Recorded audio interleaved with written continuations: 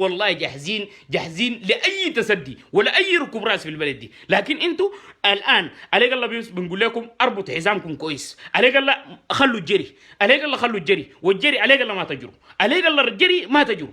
انا متاكد اذا ما خلي كلامي ده لو رديته ولا ما رديته، انت مصر عندك مخططات ثانيه يا زول، والله عندك مخطط ثاني. ونحن بنقول لكم اولادنا الموجودين في الجيش اسمعوا كلامي ده كويس، افهموا الكلام ده، اقيفوا مع اهلكم ديل، اقيفوا مع اهلكم ازيكم ديل، بيسيعوا لكم صباحهم لسه بيقول لكم عبيد. انتوا قاعدين في الجيش عادي، قاعدين في الجيش بيسيعوكم بيقول لكم عبيد وما يعني انت تشتغل 30 40 سنه 50 سنه في الجيش بلا حقوق هذا الرسول، وفي النهايه بودوك الصالح العام، في النهايه بودوك الشارع، ما عندك اي حاجه كويس. تدافع عليهم لشنو؟ تدافع عليهم شنو؟ لشنو ذاته؟ ليه ما خلوك خشيت الكليه الحربيه؟ ليه ما برقوك تبقى ثابت؟ ليه ما برقوك زول تبقى زي الناس وتكون عندك اتخاذ قرار في الدوله دي؟ ليه تكون فلنقاي بس مستعبد؟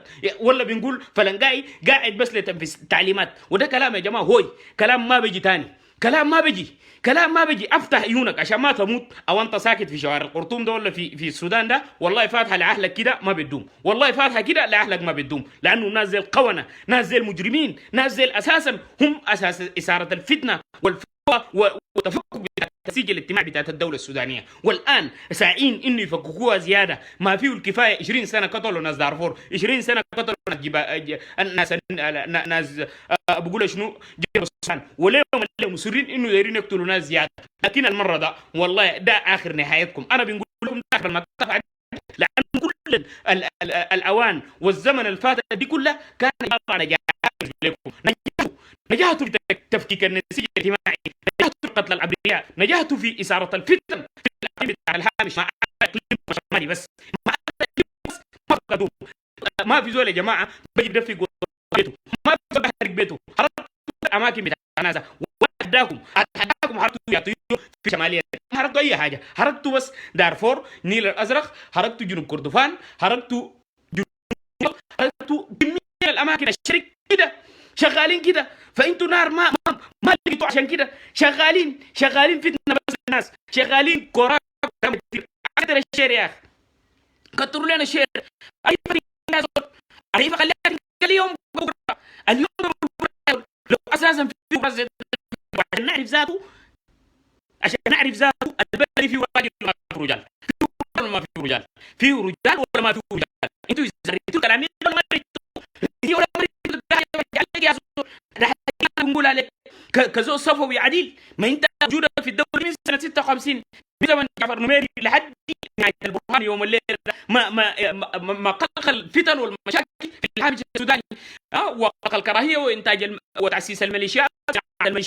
ما عندكم حاجه، اي زول جاي انت داير يكون من صفكم شنو تمشوا سلاح يحارب بني انابه عنكم بنفس الكيفيه عشان يكون من السلطه، الكرسي بتاع السلطه انتوا دايرين تقعدوا فيه بس. والكلام اللي قاعد يقول احمد ده ما كان على راسك، انا ما جاي ادافع عليه اساسا، وعندنا ما هو مشاكل، لكن انتوا الاول، انتوا والله احنا بنقول يا جماعه هوي والله نار ما لقيته، اقسم بالله النار المره دي، اقسم بالله الانتايه مع الذكر، انا زي ما بنقول الانتايه مع الذكر ما تفرقوا، اقسم بالله راجل والمره ما بتاعه ناس العربي يحكوا الناس الاعلام يقولوا ما بالعديل يقول ما في حاجه اسمع كلامي ده كويس، ما في حاجه اسمها تصريحات بتاعت حميده، تصريحات واضح جدا لاي كلب، شفت لاي كلب داير يركب راس في البلد دي، والله نحن جاهزين له. اي زول داير يركب راس في البلد دي والله ما فاضيين لك ولا عندنا لك حاجه، ابدا الليله قبل بكره، الليله قبل بكره، وخلي الان شايفين تقتلات بتاعتكم ودخولكم واموركم، مشيتوا جبتوا ناس والله تجروا جري، والله تجروا جري المره دي، والله تجروا جري، والله والجري يا ريت يحل، الجري ما بيحل، لانه ما بيحل لنا المشكله. الناس كثير مو هجوم، لكن ده تلقاه قبل الشارع، تلقى شباب موجودين في الشارع، حتى شنو والله جري، اقسم بالله جري، وتسمع بس يجيب لك خبر يقول لك نزل خلاص والله جري، اقسم بالله جري، وانا متاكد انت طبعا ما بتاع النار، ما بتاع النار، ما ناس بتاع النار، ناس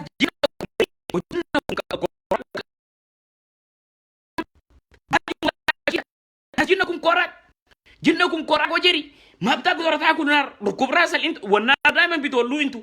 دائما الزول اللي بيقول لي نار يا جماعه قال لك هو ما بقدر، اللي بيقول لي النار يا جماعه ما زول بتاع مواجهه ولا زول بتاع انه بقدر ياكل نار حق وحقيقه. فعشان كده الان الشيء الماشي ده، الشيء الماشي الان في الدوله دي، اسمعوا كلامي ده كويس، لابد ان يقف. وانت اذا اسريت بيه والله الحرب العالميه الرابعه بكون في السودان والله، ويسمع العالم اجمع. اسمعوا كلامي ده كويس، يسمع العالم اجمع والله. واذا حصلت اغتيالات زي ما اغتلتوا لقياداتنا، زي ما اغتلتوا دكتور يونغورنج في السابق، اقسم بالله والله انا متاكد، وانا كلام ده بنقوله عديل، شفتها بالخشم المليان وبالصوت العالي، والله نحرق الاخضر واليابس. فلعب ساكت اخضر واليابس عديل، والله بنحرق الاخضر واليابس. فليه انتوا ما بتعرفوا يا زول؟ والله ليه ما بتعرفوا؟ وانتوا الناس زي ذاتهم انتوا والله عشان كده قال لك شنو؟ الزول اللي يده في المويه ما زي الزول اللي يده في الجمره، الزول اللي يده في المويه دائما مستهتر ودائما مستكبر. فعشان كده هو بس بقدر امكان بيستفز الناس، بقدر امكان بيستفز الناس. لكن احنا بنقول لك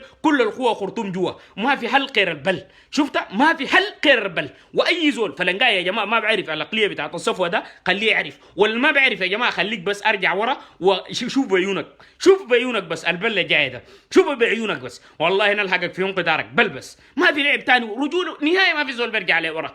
رجوله ورا وين؟ منو اللي برجع؟ منو اللي برجع؟ منو اللي برجع؟ ما في زول برجع يا زول. الحل في البل زي ما قلتوا انتوا، الحل في البل عديل، الحل في البل عديل.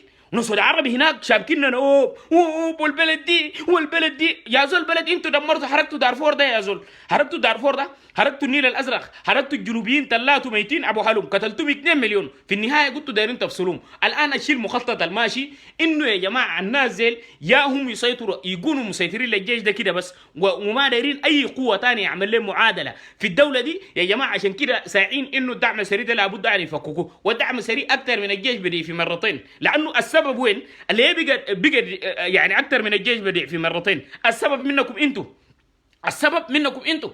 انتوا جبتوهم، انتوا اديتوهم السلطه، اعلى سلطه في الدوله هم. كويس؟ ده حاجه انتوا بنختار تحطوا في راسكم. نمره 2 اكثر ناس بتدوم رواتب في الدوله، ميزانيه الدوله كان بتدومهم. عشان كده جذبتوا كل الشباب بداين المعسكرات اللي هم ضحايا بتاعت الحروب، لانه استغليتهم. ما انتوا كنتوا قال اذكياء تستغلوا الناس، انه زود ضعيف ما لاقي ياكل ما لاقي يشرب ما لاقي يتزوج ما قادر يبني مستقبله، يجي يخش لكم في الدعم السريع ده عشان تشيلوه تضربوه بالحركات المسلحه اللي بيهددوا لكم قطر ده، انه جايين دايرين يزيلوكم من الكرسي والكلام ده. لكن الان يعني قلبت العايه، ولا بنقول قلب السحر على الساحر. فانت تستوعب البلد جايك بس، تستوعب البلد جايك شنو شابكنا هيكله. انت اذا داير تهيكل واذا داير وطن يسعى للجميع، هيكل الجيش اول حاجه. هيكل الجيش ده خليه يكون جيش قومي، ما تسيطروا لو انتوا بس كابناء الشماليه ونهر النيل. واولادنا الفلنجايات من الشرطه ومن الامن ومن الجيش نفسهم كابناء الهامش بس، تستخدموهم كدروع بشريه وتستخدموهم كوقود بتاعت حرب ليكم انتوا. عشان كده ده السبب اللي خليتوا انه البلد دي تتفكك، والبلد دي تكون على كتل. ودي دي افكاركم انتوا، دي افكاركم انتوا. ديما الجلابي ما بيفكر انه الوطن ده يمشي لقدام، بيفكر لانه كرسيه ما في زول يقرب عليه. ده حاجه واحد، وما في زول يفرض سيطرته في الدوله غيره هو كجلابي. فعشان كده ده السبب الان قاعدين تكوركوا جيش مع جيش ومع دراكه مع جيش وجيش واحد، وتخشوا الناس تخموا الناس. طبعا احزابكم السياسيه اللي هم بيدعوا المدنيين ديل بيضحكوا على الناس، بيقول لهم قال جيش ما مسيطرين له اصابه من ابناء الشماليه، مسيطرين له اصابه من ابناء الشماليه عديل. فانت ما تقنعني انه جيش قومي. يا جيش قومي يا زول، ما في حاجه اسمها جيش قومي. جيش ده عباره عن شفت الجيش الجنود من ابناء الهامش معروفين. دي الناس يا جماعه بيستخدموهم كوقود بتاع الحرب، والناس اللي بدوا التعليمات واللي بيصدروا التعليمات هم الاصابه من ابناء الشماليه ونهر النيل. الكلام ده ما بيعرفوا اي فلنجا خليه يفتح عيونه، واي ركاوي خليه يفتح عيونه يعرف الكلام ده تماما. والله والبل قادم، اقسم بالله والبل قادم. والبل المره ده اي والله الدكر مال انتهى ما تفرقوا، والله الدكر مال انتهى ما تفرقوا. ما تقول لنا قال عندكم نيل طويل حدادي مدادي، والله النار المره ده النيل ما يطفيه، اقسم بالله النيل ما يطفيه. فانتوا قاعدين تلعبوا والله. والله قاعدين تلعبوا، والله قاعدين تلعبوا والشغل الان اسمعوا كلامي ده كويس، والشغل الان شغالين اسمعوا كلامي ده كويس، الشغل الان شغالين ده انتوا احنا قايلين احنا ديل اغبياء، احنا ديل اغبياء، احنا ما عقل تجارب. اول حاجه لاي فلنجاي ولا اي صفوي ولا اي زول جاي من النخبه النيليه مفتكر انه يا جماعه نحن كعقل تجارب، ده كلام خليه يشيله برا من راسه، ولو قال بيعرف سياسه اكثر مننا كذاب كذاب كذاب. نحن بنقول لك زي ما بتقولوا للناس كذاب، سلمونا نظيف، سلمونا اكسح امسح ما تجيبوا هي، سلمونا نظيف. الكلام ده نحن بنقول لك انت كذاب. ليه؟ لانه ما سياستك زي الطماطم في السوق، اي زول بيعرفه. انت قاعد ذكي براك يعني، ولا ربنا ده اداك اقول براك انت. وطبعا الجلابي دايما مستهتر بالاخرين، بيعتبر نفسه انه هو زي الزول زي اليهودي يعني، دايما بقول بربح ما بخسر نهائي، لكن المره ده تخسر، والله تخسر في انقدارك، والله تخسر خساره وتجري جري، اقسم بالله وتجري جري، والجري انت دايما بتجري. جاك جلابي عديل في الصراع ما بتقدر تصبر، ما بتقدر تاكل نار نهائي. شفت مكان اللعب مكان النار، انت ما بتقرب للنار، انت بتنبه من بعيد، ولا بنقول بتدي تعليمات بس تقول للناس يخشوا في النار وانت تجري بعيد. لكن المره ده اللهيب بتاع النار والله بسلك انت اول زول، والله اللهيب بتاع النار ده بسلك اول زول. واللعب احنا يا جماعه ما عندنا مشكله مع المواطن، لكن عندنا مشكله مع الديناصورات الموجودين في الجيش ديل، من ابناء الشماليه، الجزء من ابناء الشماليه بنسبه 98% المسيطرين للجيش، ابناء الشماليه المسيطرين للجيش بنسبه 98%.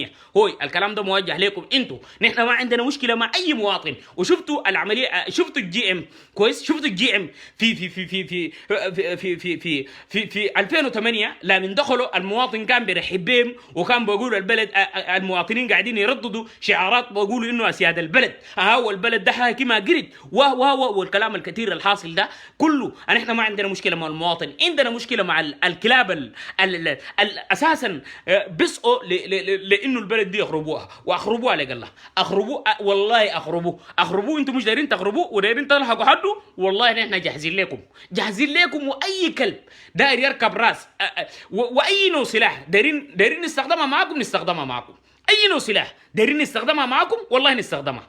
بيتن هاوزر اس بي 9 زو 37 كاتوشا راجمه 106 كويس، ال 23 ال 40 دليل. شفتها اي نوع سلاح عندكم في راسكم ده احنا عندنا له. والمدفعيه ما بتحددونا به، والدفاع الجوي ما بتحددونا به، الدفاع الجوي والمدفعيه كله قاعدين كنتوا بتواجهونا به، لكن قاعدين نحسمهم في انقدارهم. الطيارات عندنا ال 23 المضاد الطيران ده بنشتغل به، وال 23 عربات كده بمشوا تحت كده، والله عربات كده بمشوا لكم تحت كده، والله اكثر من 25,000 عربيه. انتوا ليه ما بتعرفوا؟ و25,000 عربيه انتوا ليه ما بتعرفوا؟ فقاعدين تلعبوا. لسه جاي ذاته شفتوا وين؟ شفتوا وين؟ هو المره اللي فات بالرغم انه جابوا لكم ذاته كان قوه بسيط، الان في قوه كبيره جدا. انتوا عارفين الكلام ده اكثر من قواتكم اللي قاعدين تعملوا لنا بوبار في الساحه السياسيه دي. بدي في قريبا 3 مرات، وانتوا قاعدين تعلموا بالكلام ده، لكن متعمدين بس ومتحورين، لكن اتحوروا ويتعمدوا بس. شفتها اتحوروا ويتعمدوا بس على الكلام ده عشان احنا نصل نهايتكم، لانه نهايتكم خلاص قريب، نهايتكم قريب. ادونا يا جماعه، ادونا شير يا جماعه عشان الله يفتمشي لاي فلنجاي. ما عندنا لاي فلنجاي حاجه يا زول، ما عندنا لاي فلنجاي حاجه. اي فلنجاي داير ركوب راس، عندك فهم في راسك، امشي اجيب في صف النخبه هناك، استخدموك وقود بتاعت حرب، وفي النهايه فكوك سلهاوي يقول لك عب اتخرج انت وما كده ده شغل بتاعتهم هم. انت قال هيقول لك شنو يعني؟ يقول لك بطل قومي يعني، يقول لك بطل سوداني يعني، يقول لك شنو؟ ما عندك حاجه. فانت الكلام ده لابد ان تعرفه يعني. ما عندك حاجه، انت ما عندك حاجه. فالكلام ده انت كزول بتاع ما بتقدر. والله شوف، والله اسمع الكلام، ترى الكلام الكثير يا جماعه قال لك ما كويس. ابدو بس انا ده رسالتي لكم يا جماعه، بنقول لكم ابدو بس الليله قبل بكره. دايرين تبدو صراع ده، ابدو الليله قبل بكره. عليك الله هبشوا الناس الليله قبل بكره بس، عشان تعرفوا الركوب دي ذاتها كيف، وتعرفوا انتوا قال احنا ما وقود، ترى هو احنا ككفاح مسلح رفعنا السلاح ده، عندنا زول معين كنا بنقاتله كويس.